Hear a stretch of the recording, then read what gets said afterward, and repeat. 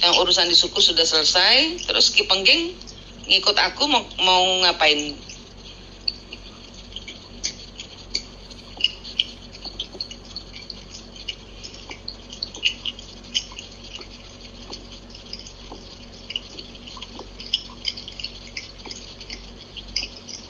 Sempurnakan terus tinggal di dalam batu gitu.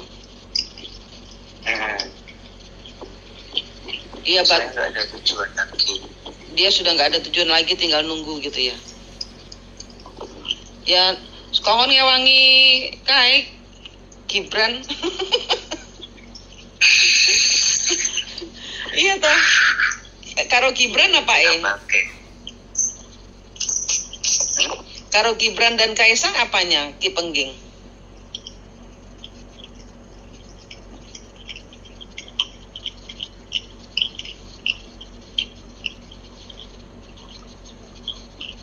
Jadi pasukannya. Aduh, ini kita mesti ngelihat. Ini pasti ada motif Ki Pengging ini gitu loh. Nggak apa-apa aku bukain sana, tapi kalau Ki Pengging ikut aku ini berarti ada urusannya dengan Nusantara. Nah, kita nggak boleh ditunggangi. Ayo, terus terang aja, Ki Pengging suruh terus terang. Manik sudah meraba-raba loh.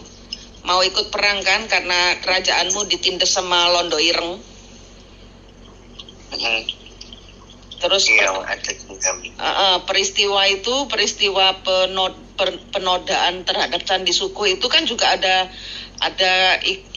urusannya dengan ini toh, Londo Ireng toh, si Mataram ini, Mataram Islam. Ada suruhan dari toh ada modus lah gitu loh, sehingga sehingga tempat suci itu harus ditutup. Dendam, luka hati leluhur.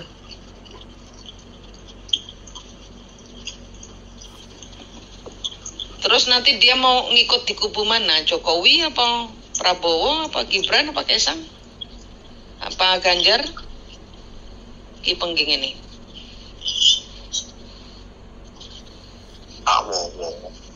Pak Prabowo. Pak Prabowo. Minta dia nanti syaratnya harus penyucian di dalam batu, nanti ada ini rehab cahaya dulu supaya sesuai dengan tujuan yang sama. Syaratnya gitu. Jangan asal.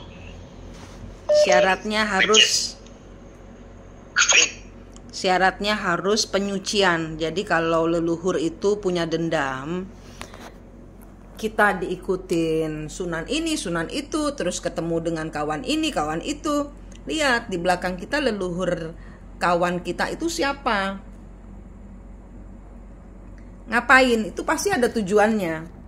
Pasti ada permintaan tolong yang kita nggak bisa nolak. Tapi syaratnya, sucikan dulu mereka, sempurnakan dengan cahaya Tuhan, supaya tidak benturan energinya dengan dirimu. Gitu ya. Pak Prabowo, ini tadi pesan buat Anda Pak Prabowo. Anda nanti akan diikuti oleh pasukan-pasukan yang saya bilang waktu itu, bahwa kehidupan Pak Prabowo sedang dipakai oleh leluhur-leluhur Nusantara untuk penuntasan karma. Siapkan hati, fokus kepada Tuhan Pak Prabowo. Tidak usah lihat hasil jadi presiden apa tidak. Perjalanan Anda menyempurnakan, ya ini khusus buat Pak Prabowo, penyempurnaan kehidupan Anda penyempurnaan leluhur di belakang Anda itu tergantung dari fokus iman Anda kepada Tuhan, bukan hasil, tapi penuntasan karma leluhur.